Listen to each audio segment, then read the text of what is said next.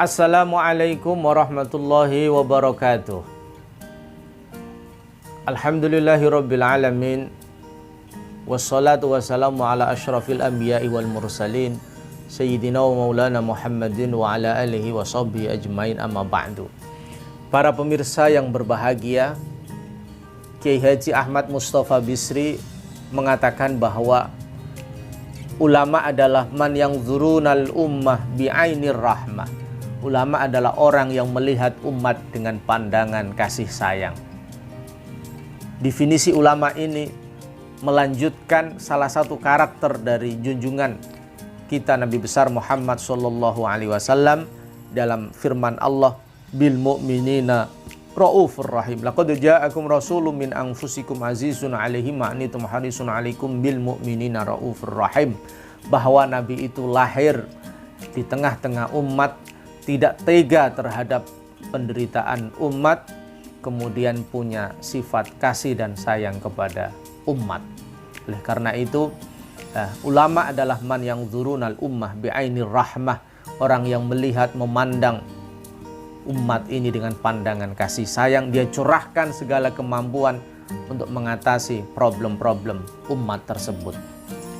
Para penggemar Lazisnu Wonokerto Maju yang berbahagia, salah satu ulama kebanggaan Kabupaten Pati yang mencurahkan segala apa yang dimiliki, ilmu, relasi, harta, untuk pengembangan masyarakat adalah Kiai Haji Muhammad Ahmad Sahal Mahfud. Beliau adalah sosok pemikir yang luar biasa, menghasilkan karya baik yang berbahasa Arab maupun berbahasa Indonesia. Beliau adalah sosok aktivis, penggerak organisasi mulai dari level bawah sampai level puncak. Beliau pernah menjadi Rais Am, pengurus besar Nahdlatul Ulama selama 3 periode, sejak muktamar di Lirboyo, muktamar di Solo, dan muktamar di Makassar. Beliau juga 3 periode menjadi Ketua Umum Majelis Ulama Indonesia. Para pemirsa yang berbahagia, keteladanan apa yang layak kita contoh, kita lanjutkan, kita kembangkan dari ulama besar ini, Kiai Haji Muhammad Ahmad Sahal Mahfud? Yang pertama, beliau adalah sosok yang punya al-hirs fi talabil ilmi, yang punya semangat yang membara di dalam mencari ilmu. Beliau tidak cukup hanya membaca kitab kuning. Beliau harus mengikuti perkembangan informasi, sehingga beliau aktif membaca majalah, membaca koran, membaca sumber-sumber informasi terbaru. Yang kedua, beliau juga tidak cukup hanya melahap literatur klasik. Beliau juga membaca, memahami khazanah-khazanah pemikiran kontemporer. Beliau selalu mengupdate keilmuan, mengupdate informasi, dan semua sumber pengetahuan dan informasi itu beliau kemudian kombinasi, beliau kemudian padukan sehingga menjadi satu rumusan pemikiran yang holistik, integral, dan bermuara kepada lahirnya solusi-solusi bagi problem-problem umat. Salah satu legasi dari Kiai Haji Muhammad Ahmad Sahal Mahfud dalam konteks pemikiran begitu populer ini adalah fikih sosial. Fikih yang tidak hanya berbicara tentang halal dan haram, fikih yang tidak hanya memberikan justifikasi sah dan batal, tetapi fikih yang mengapresiasi, mengidentifikasi, dan kemudian mencarikan solusi problem-problem sosial, baik problem-problem kesehatan, problem-problem kemiskinan, problem-problem kebodohan, problem-problem yang menyebabkan kebodohan, keterbelakangan umat. Fikih sosial inilah yang kemudian menggerakkan dunia pesantren untuk mendinamisir pemikirannya, menggerakkan para ulama, para santri untuk tidak hanya berpikir legal formal hitam putih, tetapi juga bergerak menjadi penggerak kehidupan masyarakat, menggerakkan potensi untuk menghadirkan Islam. Bagaimana Islam hadir untuk mengentaskan kemiskinan, bagaimana Islam hadir untuk meningkatkan sumber daya manusia, bagaimana Islam hadir untuk menegakkan demokrasi Pancasila yang menekankan keadilan sosial bagi seluruh rakyat Indonesia. Para pemirsa penggemar Lazisnu Wonokerto Maju yang berbahagia, keteladanan yang kedua dari Kiai Haji Muhammad Ahmad Sahal Mahfud adalah totalitas beliau di dalam mengabdi kepada umat.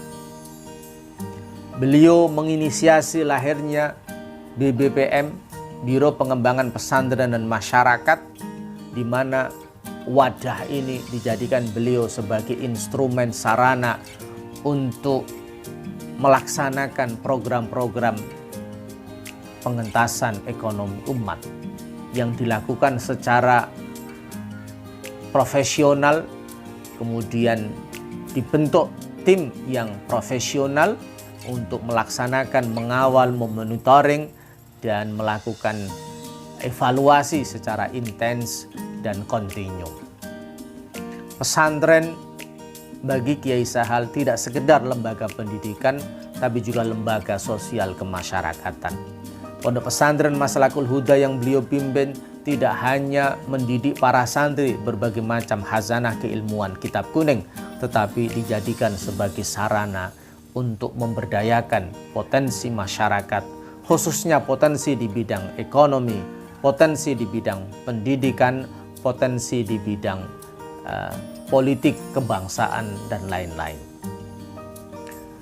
Para pemirsa yang berbahagia, keteladanan yang ketiga yang layak kita contoh dari Kiai Haji Muhammad Ahmad Sahal Mahfud adalah menghadirkan Islam yang mengedepankan kemanusiaan yang sejati.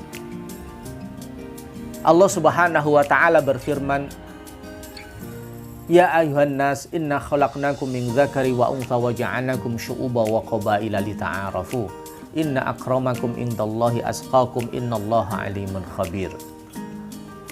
Sesungguhnya Allah menciptakan kita, sesungguhnya kami menciptakan kamu semua dari laki-laki dan perempuan, berbangsa-bangsa dan bersuku-suku, supaya saling mengenal. Sesungguhnya yang paling mulia di antara kamu adalah orang yang paling bertakwa. Para pemirsa yang berbahagia, Kiai Haji Muhammad Ahmad Sahal Mahfud tampil sebagai pemimpin umat dan pemimpin bangsa ini dengan karakter yang humanistik, karakter yang memanusiakan manusia. Beliau bisa melindungi mayoritas muslim dan beliau juga membimbing dan mengayomi kaum minoritas.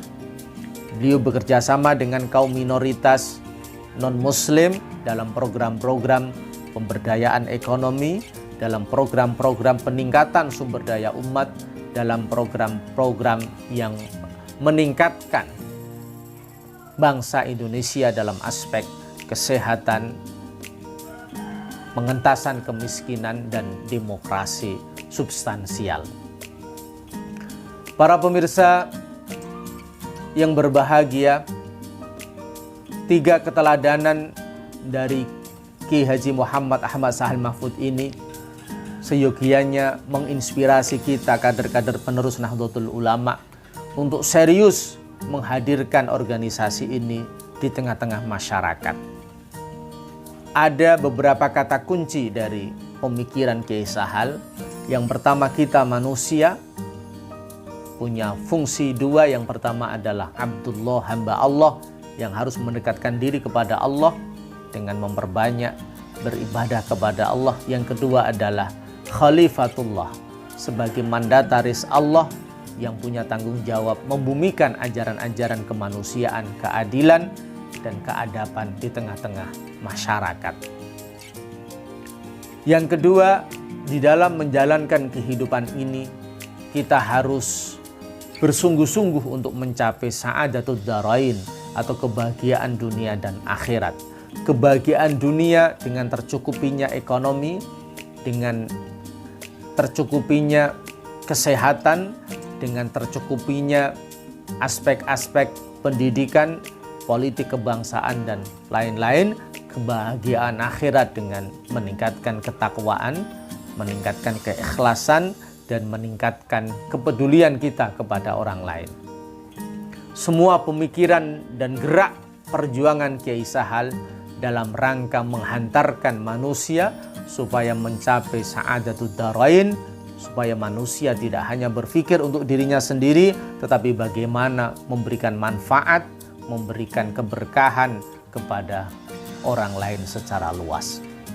Demikian, semoga bermanfaat. Kurang lebihnya mohon maaf.